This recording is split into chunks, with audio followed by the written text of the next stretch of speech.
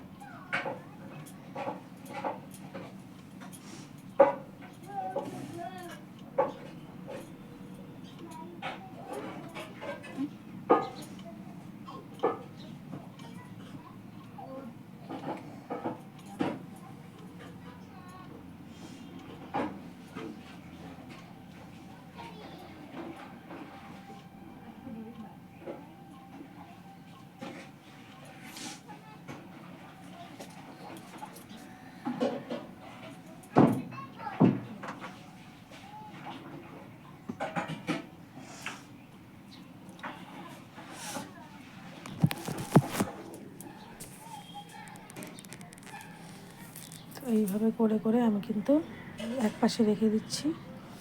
আর এই পাশের অবস্থাও খুব খারাপ। এই শার্টগুলোকেও আমি